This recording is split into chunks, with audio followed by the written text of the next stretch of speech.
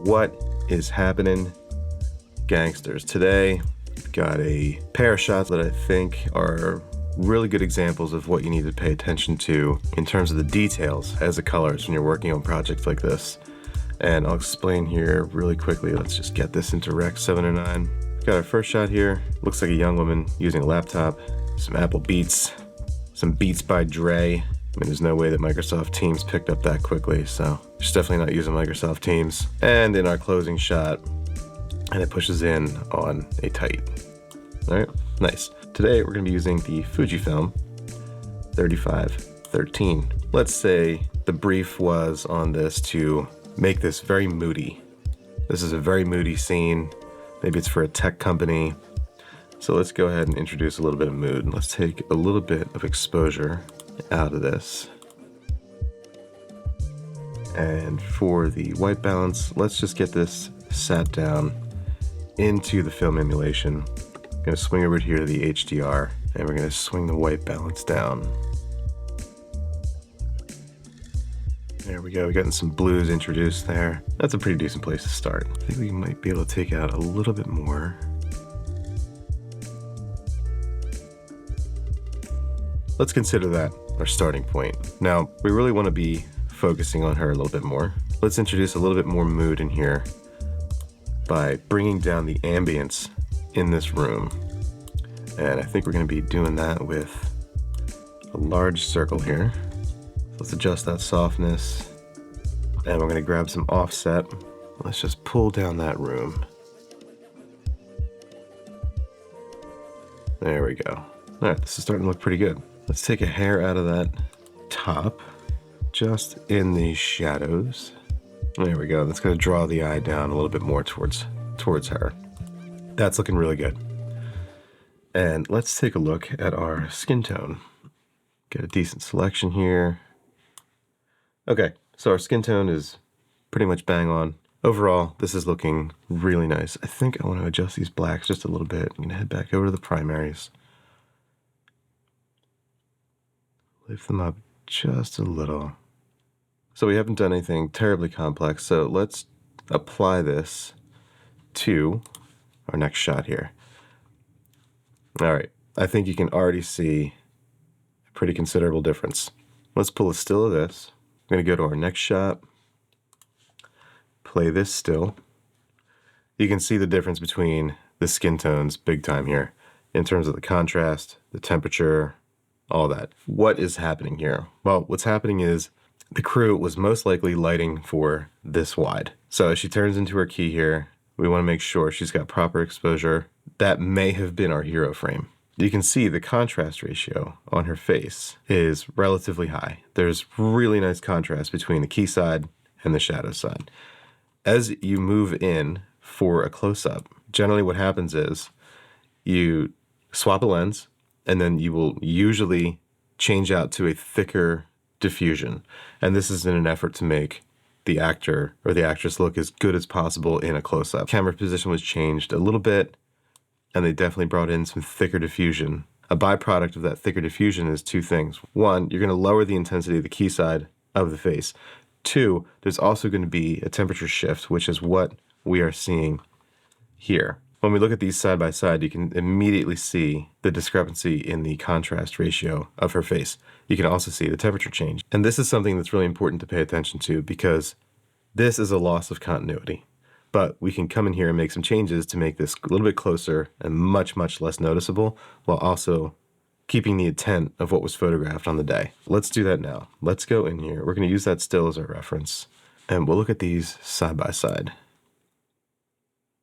And we can see just how much lower in exposure our left-hand side image is. If we look at the scope here, this is the right-hand side. So it's the wide frame. On the left-hand side here is the frame we're looking at on the left. So if you bring these up, you can kind of see left and right. What's clearly visible here is the noticeable change in exposure. So we need to make some adjustments here. First, let's bump in a bit of exposure. All right, that's feeling a little bit closer. It looks like we've introduced some additional warmth with the diffusion that was swapped out. So let's swing that a little bit more towards our yellow value to bring those skin tones a little bit closer. That was a very, very minute change. I don't even know if it'll translate on the internet, but you can see that skin tone is a lot closer. That's feeling much, much better. And I think what we need to do is just bring down some of that yellow saturation and the red saturation. Might have been too much. 0.15, 0.15. Okay, now let's address the darks. Bring that down just a little bit.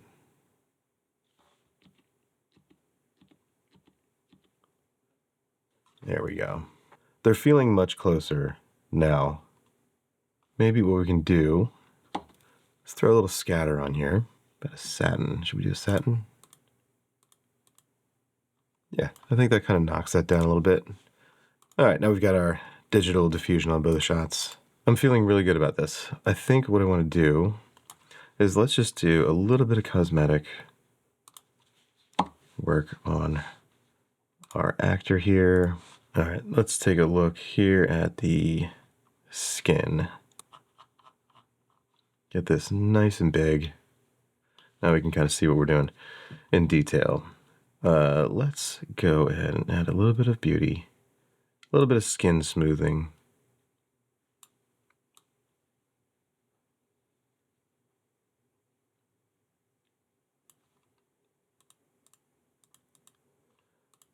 Not a crazy amount, but just to soften her a little bit. Let's do 0.45, 0.55.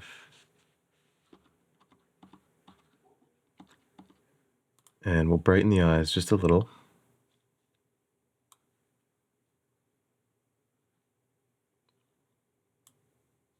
Sharpen this just a touch. You want to be really subtle with these things, otherwise it starts to look a little strange. Soften the under eyes just a little bit. Might be a little too much.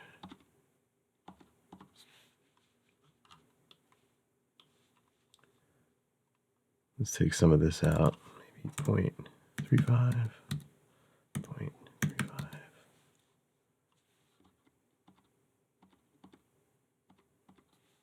And then blend it all in, a little bit of grain. I used to have to do this with a window. This used to never be an option here, but this really does tend to hide it because you're adding like a little bit of texture back into the skin. And it's a really great way to hide kind of some of the smoothing and the softening you've done. It's really great that Blackmagic has added that to one of the features in the face refinement tool. I find it very useful. And I think the last step here would probably be to just blend this in a little bit. Maybe 0.75. I think 0.75 looks good. Good for now. Let's copy that and apply that to this frame. This is not a major change because her face is so small in the frame, but attention to detail like this will unify your shots. And one final thing I want to do here is I want to take some of that yellow out of the skin. I'm going to do that with a mid-tone. We're going to add some more coolness into the mids. And we'll do the same thing here.